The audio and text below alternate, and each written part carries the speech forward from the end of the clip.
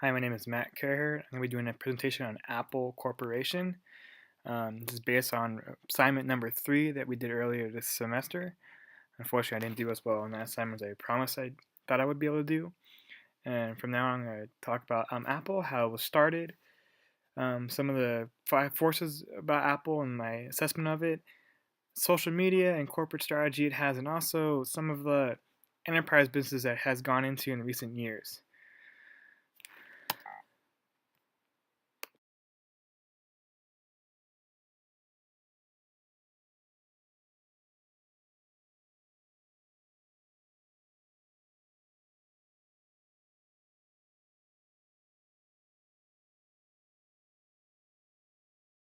All right, so a little bit of history about Apple Corporation.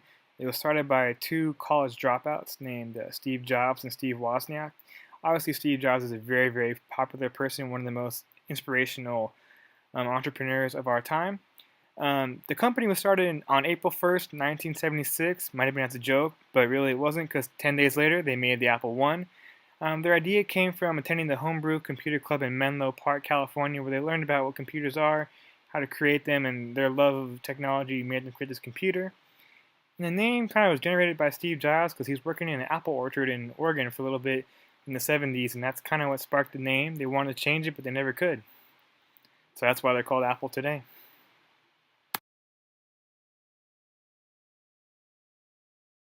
They are located now in Cupertino, California. They've always been kind of in the Bay Area, starting in Menlo Park in that area, which is really close to Cupertino.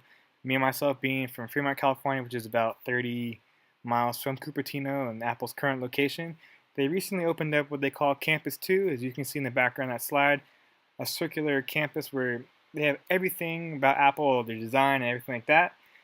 Apple, since the time they even started, was they created the Apple iPod, iPhone, the iPad, the MacBook, iMac, Mac Pro, and various versions of that. They created software in the iOS and Mac OS. They have services in iTunes, and the App Store, Apple Music, and Apple Pay, to name a few. And they have stores that locate and showcase to teach people how to use Apple and what their products is and what they kind of stand for as a company.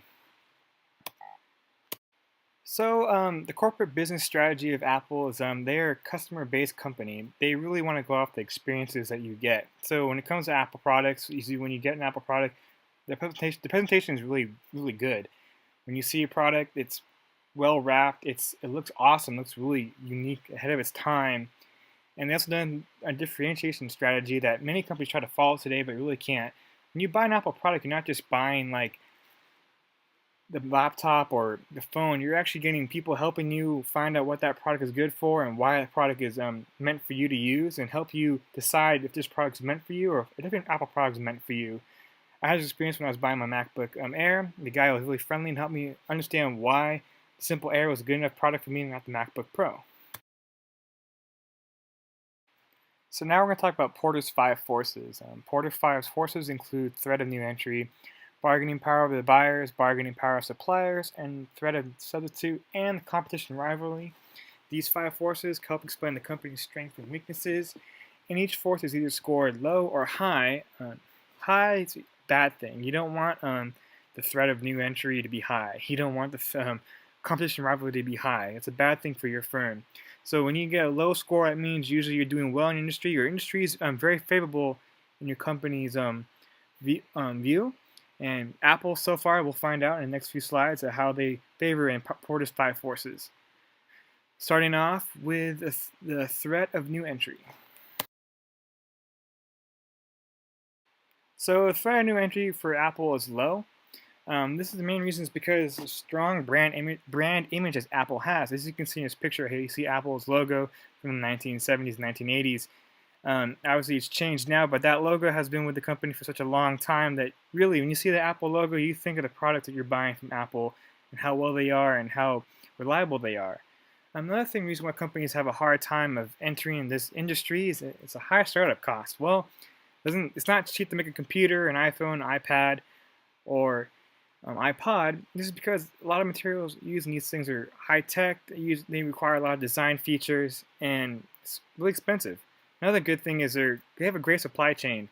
Such low cost, it's unmatched by any other company that tries to compete with Apple. So the bargaining power of the buyers is low too. This is because switching costs are high for Apple users. So if you're using an Apple product like I am, and you want to have a Windows product and you want to use Windows Office Suite, you have to pay for that. Where if you had an Apple, it was free, and then now you got to pay for that new thing. And also, it costs money to switch from an iPhone to an Android phone, or from an a MacBook Air to an HP laptop. So in that sense, it is hard, and buyers have a hard choice, and also have a great product flow. So the iPad, the iPhone, and the MacBook all work together as one great system, and that's great for Apple and their users. So it's kind of hard to switch. So buyers really don't have that much power in what they say in the company at all. Next up, we have the bargaining power of suppliers. This force is actually very low. One of the main reasons is because Apple owns their own chip design. So instead of companies like the Samsung phones, where they use Qualcomm's newest chips out for the Android phone, Apple has their own A10 or A11 or A11X Bionic. These chips are designed by Apple, so when they are created by Foxconn, they have to use Apple's manufacturing equipment, and it can only produce Apple products, which lowers the cost that Apple has to do on creating these items, which makes the bargaining power of suppliers very low.